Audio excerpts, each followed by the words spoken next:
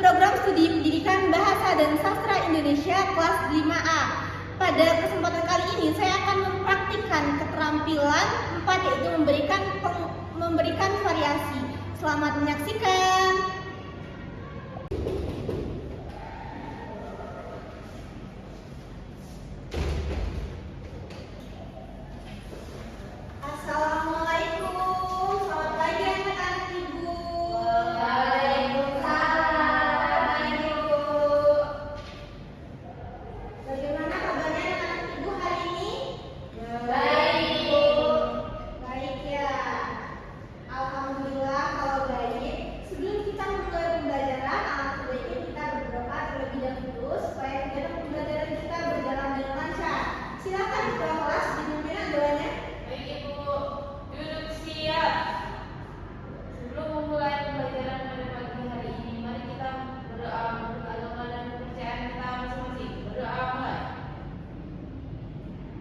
Berdoa selesai. Terima kasih Novia. Baik, kita lanjut ke presentasi terlebih dahulu ya, Kak ya. Ibu presensi ya. Novia Fitri Rahmadi. Hadir. Ya. Bella Yulia.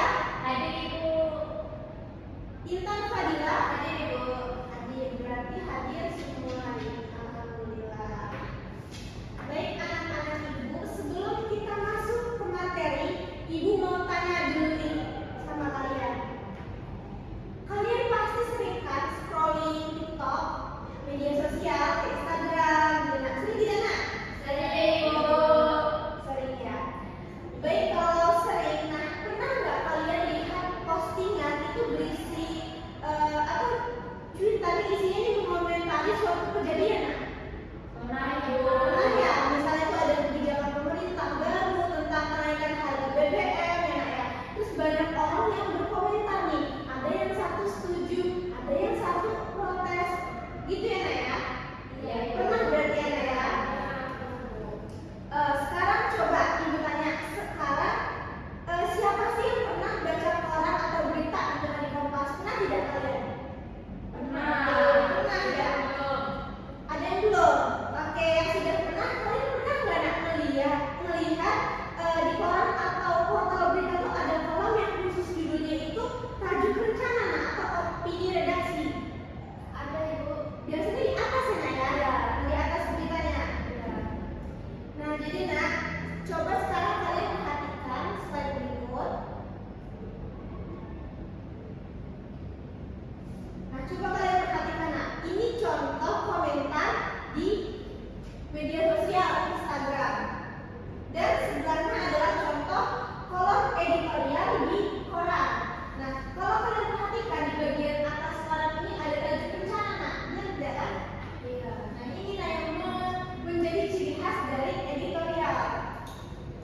Kalau di media sosial yang sebelah kanan ini nah, ini kita bebas berkomentar tentang sesuai pendapat kita pribadi, pendapat si A, pendapat si B, pendapat kita masing-masing. Nah tapi kalau di sebelah kiri itu kan editorial nah.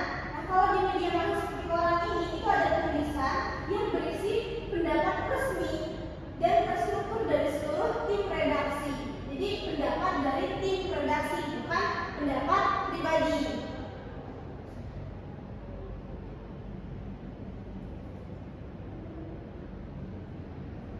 Jadi nah, teks editorial adalah teks yang berisi pendapat pribadi dari redaksi terhadap suatu isu atau masalah aktual. Nah, teks editorial itu berbeda dengan opini. Karena di dalam teks editorial ini berisi pendapat pribadi redaksi, bukan pendapat penulis teks tersebut. Paham sampai sini nak? Paham Ibu. Paham. Oke, baik.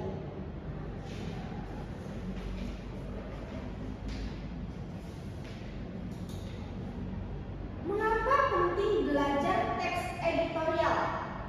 Jadi nah, kalau kita sudah belajar teks editorial, kita akan memahami nah strukturnya. Dengan demikian kalian akan bisa membedakan mana sih pendapat yang asal-asalan tidak jelas dasarnya dan dengan pendapat yang struktur, logis dan dapat dipertanggungjawabkan. Jadi untuk pembelajaran hari ini disimak baik-baik dan diperhatikan ya nak ya. Iya, Ibu.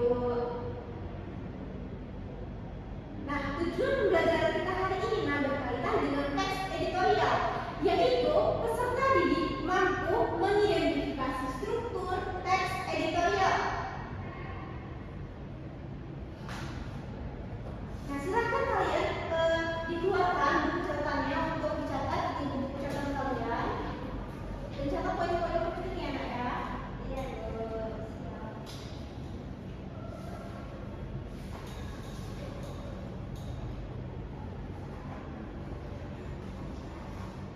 Sudah? Belum, Ibu. Belum. Baik, tunggu ya.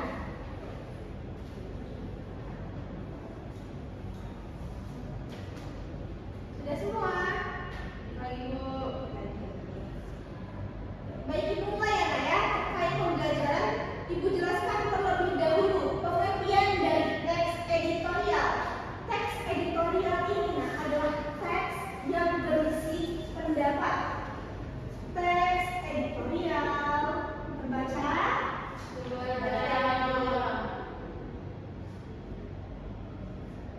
berisi pendapat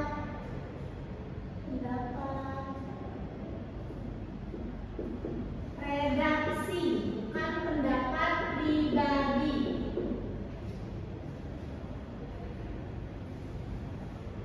Nah, isu atau masalah ini nah, yang dibahas itu adalah aktual yang terjadi di masyarakat. Nah, yang perlu kalian garis bawahi, teks editorial ini berbeda dengan teks opini di media sosial. Jadi antara teks editorial jelas berbeda dengan opini di media sosial. Teks editorial ini mewakili institusi.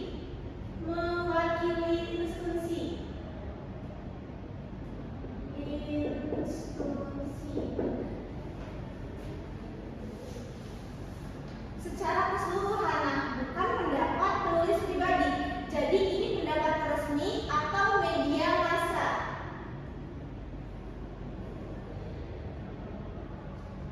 Lalu fungsi teks editorial untuk apa Ibu? Fungsi teks editorial. Jadi nah, fungsi teks editorial adalah untuk memengaruhi dan meyakinkan pembaca. Jadi teks ini dibuat untuk merangsang pembaca, bahkan bisa menggerakkan si pembaca ini untuk bertindak atau mengambil sikap terhadap suatu masalah yang sedang dibahas. Fungsinya untuk memengaruhi.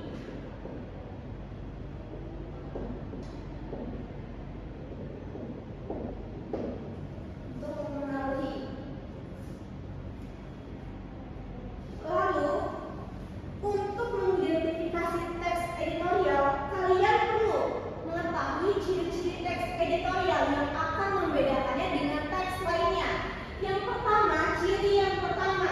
Ciri pertama, aktual dan faktual.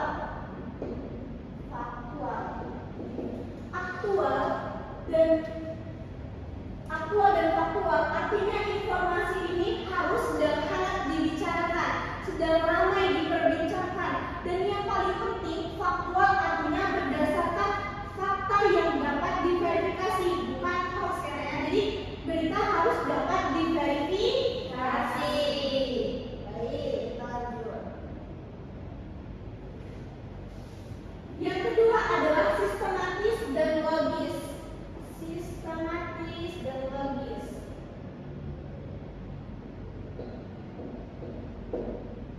Jadi dalam penyusunan teks editorial ini harus runtut, terstruktur, serta masuk akal. Dan ketiga, paling penting yang membedakan teks editorial dengan teks lainnya adalah argumen. Biasanya ini memuat hal yang penting, hal yang panjang. Nah, ini berdasarkan sudut pandang si redaksi yang disertakan dengan bukti dan alasan. Jadi, terkait ciri-cirinya, yang pertama aktual dan faktual, kedua adalah sistematis dan logis, yang ketiga apa nak? Argumen. Isi argumen. Kita anak-anak Ibu. Kemudian kita masuk nih nak, hal yang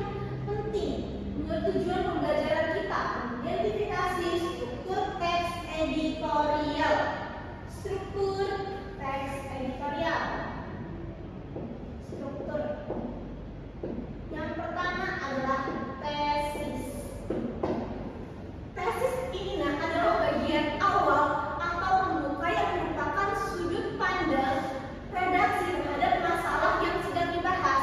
Nah, biasanya ini pendapat si redaksi ini bisa pro atau kontra dan dinyatakan pada awal teks editorial di bagian paragraf pertama biasanya ya. Kemudian yang kedua adalah argumentasi. Argumentasi. Nah, ini adalah bagian yang paling penting dalam teks editorial. Kenapa? Karena bagian inilah si redaksi harus membuktikan alasan sesuai dengan bukti dan data untuk memperkuat pendapat mereka. Yang ketiga adalah berarti alasan kuat. Ada bukti, ada data. Kemudian yang ketiga adalah penegasan ulang, berisi penguatan kembali atas pendapat yang telah disampaikan dengan fakta-fakta dalam bagian argumen yang biasanya ini ditambah oleh ajakan atau harapan kepada pembaca atau pihak terkait. Karena itu berbeda dengan fungsi dari teks editorial, yaitu untuk memahami.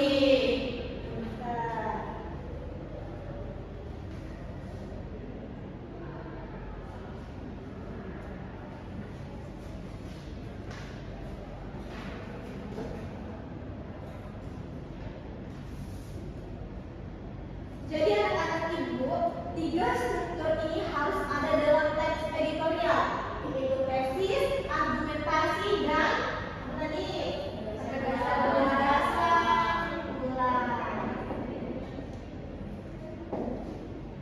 Nah, sekarang kita masuk ke praktik mengidentifikasi struktur teks editorial.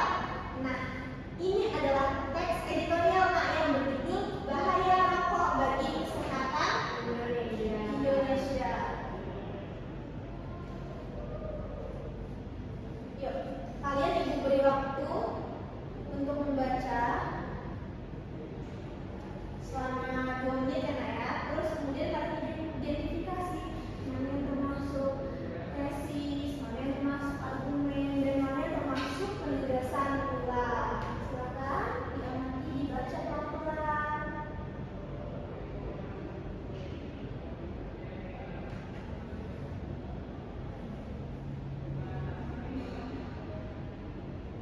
Sudah? Sudah. Sekarang ibu mau tanya, siapa yang berani untuk menjelaskan bagian tesis dari teks ini nak?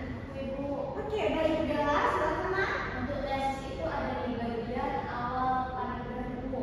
Iya. Sebuah membaca ya Bu. Iya, silakan. Sebuah pepatah mengatakan lebih baik mencegah daripada mengobati. Pepatah tersebut memberi makna bahwa kesehatan adalah hal yang utama bagi manusia. Namun nyatanya masih banyak kebiasaan yang berakibat buruk pada kesehatan. Tak hanya pada diri sendiri, namun juga menularkan orang lain seperti merokok. Cukup Ibu. Bisa tidak diberikan penjelasan kenapa sih ini disebut sebagai tesis? Sebenarnya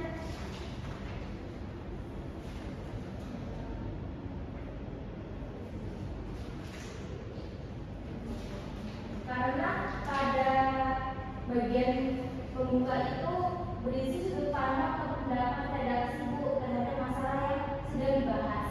ya pendapatnya. Jadi redaksi ini dia kontra dengan bahaya rokok seperti itu ya. Pinter dia lah, sudah dapat mengidentifikasi bagian tesis. Sekarang gantian temannya untuk menjelaskan bagian yang termasuk argumentasi. Silakan, siapa yang mau? Ya, dia udah ceritakan.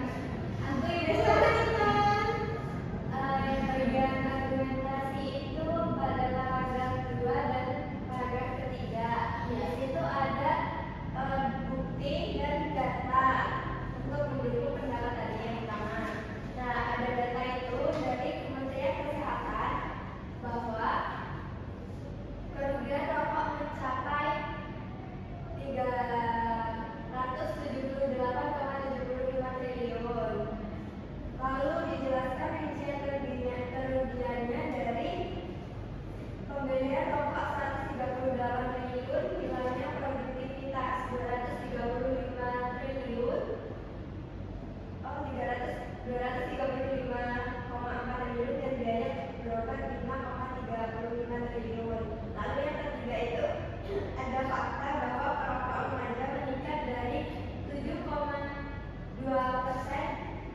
ke 9,1%. Berdasarkan data dari riset kesehatan dasar atau Riskesdas.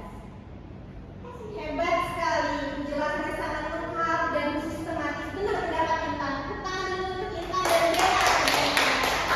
Ini benar, nah, jadi di paragraf kedua dan ketiga ini masuk ke bagian argumentasi karena disertai dengan bukti dan data dari Kementerian Kesehatan, misalnya seperti itu ya, Nak ya. Lalu kita lanjut ke struktur yang ketiga, yaitu penegasan ulang. Yuk, silakan Novia. Baik Ibu, jadi penegasan ulang itu ada di paragraf keempat Ibu, yang saya baca Ibu. Iya, Hal silakan. tersebut tentu memprihatinkan. Oleh sebab itu, sudah saatnya kita menyadari hal-hal yang krusial ini. Kita bisa menolak dan melarang konsumsi rokok sejak di lingkungan keluarga sendiri, karena industri rokok juga banyak didukung oleh pihak-pihak yang menerima keuntungan tinggi dari penjualan rokok selama berabad-abad di Indonesia. Nah, terus Ini tidak apa-apa. ini tuh disebut penegasan ulang karena di sini itu redaksi itu menegaskan kembali pendapat mereka yang sudah didukung data tadi itu. Nah, waktu redaksi bilang hal tersebut memprihatinkan, ini tuh menunjukkan ke semua data kerugian yang sudah disebutkan tadi. Terus di akhir redaksi itu juga mengajak kita untuk menolak dan melarang rokok dari lingkungan keluarga. Jadi bagian ini tuh memperkuat lagi pendapat awal bahwa rokok itu berbahaya, plus ada ajakan untuk bertindak. Ya, tepuk tangan dulu, luar biasa.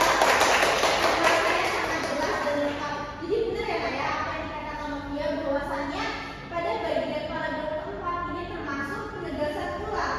Karena pada bagian tersebut di redaksi ini mengajak kita untuk menolak dan melarang rokok dari lingkungan keluarga. Jadi bagian ini untuk memperkuat argumen dari paragraf kedua dan ketiga. Sedangkan paragraf pertama adalah tesis yang merupakan pendapat redaksi sebagai kontra terhadap aktivitas merokok. Baik, Nak. Untuk selanjutnya ada yang mau ditanyakan?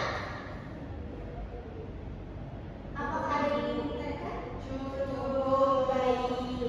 Mari kita simpulkan pembelajaran hari ini, anak-anak. Hari ini kita sudah belajar mengenai teks editorial. Pertama, teks editorial berisi pendapat redaksi dari terhadap isu aktual, isu yang faktual. Aktual artinya adalah sedang hangat diperbincangkan. Kedua, ciri-cirinya ada apa tadi, Novia? Ciri-cirinya ada sistematis Bu, Ya, ada tidak? berisi argumen. Argumen. Ini Intan, apa ciri-cirinya? Aktual dan faktual, Ibu. Bella,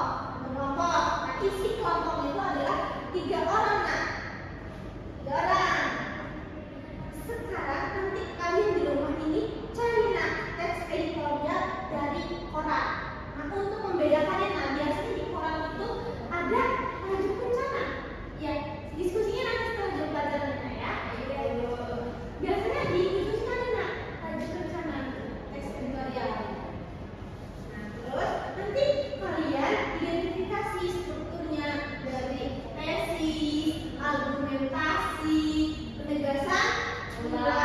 Tapi bukan cuma ditandain aja, diberi alasan detail. Kenapa sih masuk ke tesis? Kenapa sih masuk ke argumen? Kenapa sih masuk ke penegasan? Nah, yang membedakan ya, kalian buatnya di karton. Karton ya. Kartonnya warna apa itu? Basi kalian sukanya warna biru-biru, sukanya warna pink-pink, apa? Warna hitam kalian biar netral. Ya. Itu sekreatif kalian aja buatnya. Terus minggu depan kalian nanti presentasikan di depan kelas. Nah, kelas. Untuk itu, nih, Ibu, kalau seandainya antara tiga ini, misal ada yang nggak kerja, nanti laporan aja ke Ibu ya. Jadi Ibu tahu sebenarnya. Yalah. Ya, nanti pokoknya sebagai buktinya SS tim suka chat biasanya di grup itu banyak ya. Kalau misalnya ada yang nggak boleh laporin ke Ibu. Jadi nak udah dipahami di kelas minggu depan? Udah ya. Jadi minggu depan kita presentasi teks editorial ya nak ya. Baik Ibu. Bagus. Jadi Ibu tunggu karya kreatif kalian, tunjukkan kreatif kalian, bakat kalian untuk pertemuan minggu mendatang. Nah hari ini kalian sudah belajar dengan sangat baik. Ibu bangga dan Pak dengan partisipasi kalian, terutama tadi teman-temannya yang udah dapat mengidentifikasi struktur tesis, argumentasi, dan penegasan pula. Nah, dengan memahami struktur teks editorial ini, nah kalian sekarang bisa pertama membaca berita, mana sih yang akurat, mana sih yang hanya berita hoax, isinya pendapat bohong. Terus kalian juga dapat membedakan pendapat-pendapat yang asal-asalan dan bahkan bisa membuat teks editorial sendiri. Nah, jadi tetap semangat untuk belajar dan terus berkembang untuk kemampuan berpikir kritis kalian. Baik, sekian untuk pembelajaran hari ini karena jam pelajaran kita sudah habis. Jangan lupa untuk minggu depan dikerjakan ya Kak ya tugasnya. Baik, untuk menutup pembelajaran kita karena di awal kita sudah berdoa dan penutupnya diakhiri juga dengan doa. Ayo silakan ketua kelas. Baik Ibu. Siap. Sebelum kita mengakhiri pembelajaran pada pagi hari ini, mari kita berdoa menurut agama dan kepercayaan kita masing-masing. Berdoa mulai. Baik, terima kasih Novia. Sampai jumpa di pertemuan minggu depan. Ibu akhiri, wassalamualaikum warahmatullahi wabarakatuh. Sampai jumpa